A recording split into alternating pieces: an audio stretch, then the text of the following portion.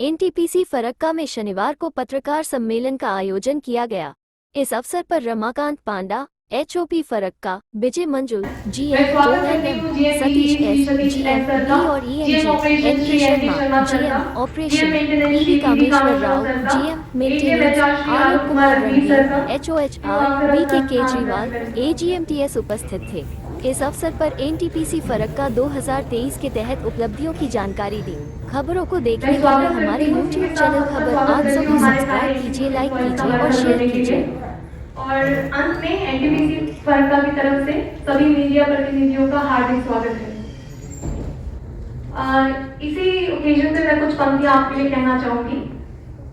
लोक दीपक, उजाला फैलाती हर दुकान, जनता की आवाज बनकर खड़े होते सत्य के संग, अधिकारों की रक्षा में बहादुरी से लड़ते हर रंग। आभार व्यक्त करते हैं मीडिया के संघर्ष के लिए, जो देते हैं लोकतंत्र को सच की ओर बढ़ने की नई दिशा। लोकतंत्र की बड़ी दास्तान, मीडिया की भूमिका महान। इन्हीं शब्दों को याद रखते हुए एनटीपीसी फरक्का आपकी भूमिका की सराहना करता है। नमस्कार। आज की इस प्रेस सम्मेलन में उपस्थित मेरे साथी श्री विजय मंजुल जी, महाप्रबंधक वार्ड, श्री सतीश जी, महाप्रबंधक बी, श्री नील कुमार शर्मा जी, महाप्रबंधक ऑपरेशन, श्री कामेश्वर राव जी, महाप्रबंधक मेंटेनेंस, श्री आलोक कुमार रणवीर जी, एजीएम एचआर, श्री केजरीवाल जी, अपर महाप्रबंधक तकनीकी सेवाएं, टेक्निकल सर्विसेज, और आज के हमारे विशेष मेहमान, प्रेस के सभी प्रतिनिधियों एवं सभी अतिथि जो यहाँ पर उपस्थित है, हमारे कर्मचारीगण जो उपस्थित है, हमारे अधिकारीगण जो उपस्थित है, ये सबको तहे दिल से मैं आज इस फरक्का का ये सम्मेलन में आप सबको स्वागत करता हूँ। जबकि ये आप सारे लोग जानते हैं, हम लोग भी जानते हैं कि जनतंत्र में मीडिया का महत्वपूर्ण स्थान है। मीडिया को लोकतंत्र का प्रहरी तथा चौथा स्तंभ माना गया है। खबरों को निष्पक्ष रूप से लोगों तक पहुंचाना एक बहुत बड़ी जिम्मेदारी है और इस जिम्मेदारी को सही तरह से निभाने के लिए मैं अब सबको बहुत बहुत बधाई देता हूँ। हम सभी जानते हैं कि पत्रकारिता लोकतंत्र में कितना महत्वपूर्ण भूमिका निभाती है। मैं एनटीपीसी फरक्का की ओर से आपकी उपस्थिति का आभार व्यक्त करता हूं और हमारे कॉर्पोरेट सोशल रिस्पांसिबिलिटी जो सीएसआर कार्य हम करते हैं उसको बढ़ावा देने और इसके बारे में लोगों को जागरूक करने के लिए मैं आपका धन्यवाद करता हूँ। एनटीपीसी फरक्का को हमेशा से स्थानीय प्रेस प्रतिनिधियों से सहयोग मिलता आया है तथा उनके माध्यम से अपनी बातों एवं विचारधारा को लोगों तक पहुंचाते आए हैं। हमें पूर्ण विश्वास है कि प्रेस के साथियों का यह सहयोग हमें हमेशा मिलता रहेगा। भारत में एनटीपीसी बुद्ध क्रांति की एक भव्य मिसाल है। हम सबका ये गर्व का विषय है कि आज 77 स्टेशनों के माध्यम से एनटीपीसी का उच्चतम क्षमता 72,304 मेगावाट हो चुका है। अभी रिसेंटली हम कल बाढ़ का एक यूनिट और आई है तो 607 मेगावाट है। अगर इसको हम ले लेते हैं तो अभी करीब 72,964 मेगावाट का क्षमता प्राप्त कर चुका है एनटीपीसी पूरे भारत वर्ष। मुझे विश्वास है कि अपने निरंतर प्रयासों से हम 2032 तक 1,30,000 का प्लस का जो लक्ष्य रखा है वह हम प्राप्त कर। आज मैं आपके सामने फरक्का के अतुलनीय उपलब्धियों को साझा करना चाहता हूँ। यह बताते हुए मुझे बड़ा हर्ष हो रहा है कि वर्ष 2023-24 में 21 मई तक हमने 2,487 मिलियन यूनिट का बिजली उत्पादन कर चुके हैं। ये हमारा 80.89% पीएलएफ से ही उत्पादन किया गया है, जबकि प्रीवियस ईयर में 22-23 में हमारा टोटल जो मिलियन यूनिट का टेंशन था ये 12,400 मिलियन यूनिट्स का था और ये हमारा जो पीएलएफ था 74.12% का था लास्ट ईयर का 300। इस साल हम ये आशा करते हैं कि इस साल हमें और बेहतर प्रोडक्शन करने का मौका मिलेगा। अब पीएलएफ हमारा अभी जो 2 महीने में करीब 80% का ऊपर हो चुका है। फर्क है कि सभी यूनिट्स सही तरीके से विद्युत उत्पादन कर रहे हैं एवं ये जो सही तरीके में जो जितना हाईएस्ट एफिशिएंसी हम ला सकते हैं मशीन में, कम कोयला में ज्यादा पावर, कम पानी में ज्यादा पावर, ये सारे एफिशिएंसी का हम हर दिन इसको एनालिसिस करते हैं, जो भी अक्सर निर्णय ले करके उसको हाईली एफिशिएंट तरीके से हमारे सारे यूनिट चलते। और एक एग्जाम्पल देता हूँ, जैसे कि हम वाटर कंजर्वेशन जल संरक्षण की बात करते हैं तो इसमें जो हमें गवर्नमेंट ऑफ इंडिया का जो यूनिट है उससे काफी कम 3.4 क्यूबिक मीटर पर यूनिट के प्रति हमने खर्च किया है, जो कि उसे लिमिट उसका ऊपर का वोट के आसपास। मई महीने में हमने आज के इन्फ्लेशन करीब 142% किया इस साल। पिछले साल हम लोग का उपलब्धि आपको पता होगा कि हमने 100% से ऊपर हमारे सारा जितना कमिटमेंट था हमने पूरा कर चुके। स्वच्छ ऊर्जा के प्रति अपने समर्पण को स्पष्ट करने के लिए हमने इलेक्ट्रिक सर्टिफिकेट जो इंस्टॉल हुआ है उसमें काफी मॉडिफिकेशन किया है और उससे पर्यावरण को काफी जो पैरामीटर्स हमने काफी अचीव कर लिया है। और हमारा यह कदम जो हमने मॉडिफिकेशन किया था ये में और जो हमने उसका लक्ष्य प्राप्त किया है, ये कदम स्पष्ट रूप से स्वच्छ ऊर्जा के प्रति हमारा कमिटमेंट को दोहराता है।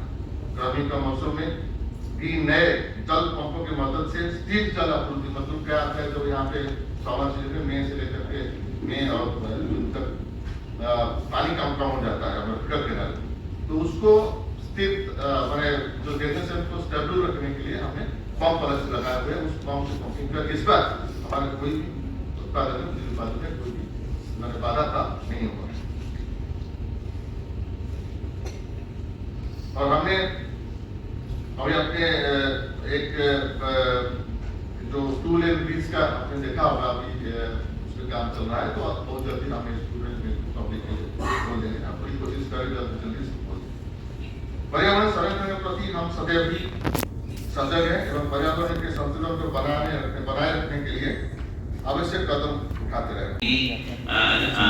रिक्वेस्ट प्रशासन को देते हैं और फॉलो भी करते हैं एंड वहाँ जो हमको गांव वाला से बात करके उनको कुछ हेल्प करना वो भी करते हैं, बट चोरी कुछ ऑर्गेनाइज तरीके से दूसरे लोग भी करते हैं, इन्वॉल्व है। उसको जितना आप लोग को जागरूक करेंगे हमको थोड़ा सा हेल्प मिलेगा। हमने कई बार सरकार को प्रकाशित किया है कि बड़े पैमाने पर दूसरा क्वेश्चन मैडम, आगे में कोयले के इंजन पर मिशन आते हैं, लेकिन एनटीपीसी के यहाँ से उसका बात मैंने खुद दिया था, उसकी देखने के लिए उसने कुछ टेक्निकल मिली है और उसमें कॉम्पिटिशन करने में पड़ गया है, क्योंकि गर्मी के कारण से जो बेसिकली कूलिंग सिस्टम उसका उतना सक्षम नहीं था, उसको हम तंदुरुस्त कर रहे हैं। बाकी सारे इंजन में वो एक्शन लिया जाएगा, क्योंकि कमी होगा उसको दूर कर देंगे और उसके लिए एक्शन प्लान भी बन गई है, उसका आंसर उसमें चल रहा है। मेरे ख्याल से फ्यूचर में हम एक्सपेक्ट करते हैं इस तरीके से। ये है कि झारखंड से तो कोयला आ ही रहे हैं, आते हैं बड़े पैमाने पर बिल्कुल या पंचायत को देते हैं, क्योंकि हमारा इतना समर्थ नहीं कि हम जाके वहाँ कंटिन्यूस बेसिस किसी का मेंटेनेंस नहीं कर पाते हैं। अगर वही जो पंचायत या स्कूल के तरफ से कुछ रिपेयर की रिक्वेस्ट आएगा, फिर हम अगले इसमें उसको प्रस्ताव रख के कराएंगे। हमारा जो रहता है कि हम इंफ्रास्ट्रक्चर क्रिएट कर सकते हैं। हमारा बिजनेस तो पावर बनाना है, हमारा पास साधन नहीं है। जैसे रोड बनाए हम हैंडओवर कर देते हैं, ऐसे बिल्डिंग बना के हैंडओवर करते हैं। आगे का रखरखाव जो है पंचायत या कोई भी कमेटी करता है, तो कंटिन्यूअस बेसिस से चुनाव बुताई करना, उसका कुछ मेंटेनेंस करना, उसका साधन हमारे पास नहीं है। अगर इस टाइप का कुछ मेजर रिपेयर की बात आता है, जर्जर हुआ, इधर तोड़ के नया बनाना की उसको तैयार करना, वो प्रस्ताव क्या आएगा, फिर उस हिसाब से हम आगे बजट में रखेंगे। फरक्का हाइलाइट्स में आप सभी जानते हैं हमारे फाउंडेशन स्टोन तत्कालीन प्रधानमंत्री श्री इंदिरा गांधी द्वारा 29 दिसंबर 1981 को किया गया। এরপরে আমাদের ভেরিয়াস ইউনিটস নেক্সট 86, 87, 88, 95, 96 का लेटेस्ट न्यूज़ 2012 के ছিল। इसके साथ ही हम लोग 2100 megawatt super thermal power project हमारा वेस्ट बंगाल में बेसिकली हमारे प्लांट मुर्शिदाबाद আছে, लेकिन ऐसा नहीं है। हमारा इतना बड़ा विस्तार है कि हम करीब 100 किलोमीटर अंदर तक लालमाटिया झारखंड में एक्सटेंडेड है। पीटीएस में हमारा बड़ा टाउनशिप है जो कि मालदा जिला में। तो कहने का मतलब है कि हमारा प्लांट भले ही मुर्शिदाबाद में हो, लेकिन हमारी जड़ें बहुत दूर दूर तक गई और हमारा विस्तार काफी बड़ा है। इसके अलावा हमारा water source Farakka feeder canal है। कोल हम ईसीएल राजमहल लालमाटिया से ले रहे हैं, रानीगंज, नॉन रानीगंज, पीसीसीएल, महानदी कोलफील्ड्स, हमारे एनटीपीसी का भी कोल उत्पादन है, वहां से भी ले रहे हैं। और इसके अलावा इंपोर्टेड कोल भी आ रहा है।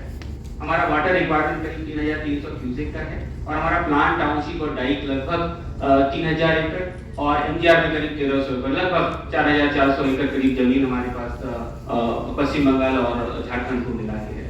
इसके अलावा हमारे पास 3 बड़ी डाइकें हैं। निशिंद्रा डाइक है जो कि प्लांट के निकट में ही है, केंदुआ हमारे प्लांट के पीछे में है और मालंचा डाइक जो है प्लांट से दक्षिण दिशा में करीब 12 किलोमीटर दूर है। तो এই তিনটে ডাইক নিয়ে 4500 একর জমির মতন আমরা এখন কারেন্টলি এনটিপিসি ফারাক্কা হোল্ড করছি। ये थोड़ा सा बर्ड आई व्यू है। मालदा जिला में पीटीएस আছে, এখানে প্লান্ট আছে।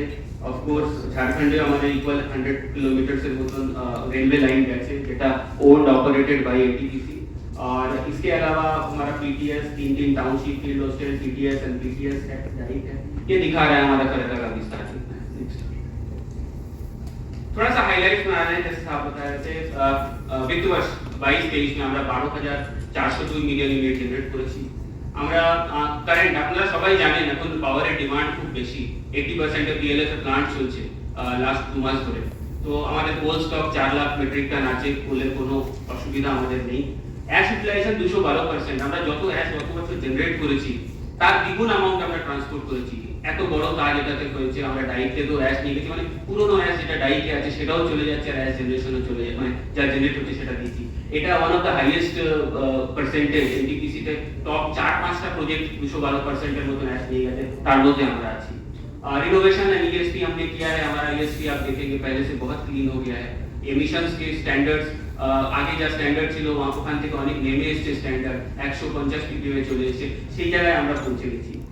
স্টেশন পিএলএফ 81%, পুরো দেশের পিএলএফ 71%, কিন্তু আমরা 81% অ্যাচিভ করেছি।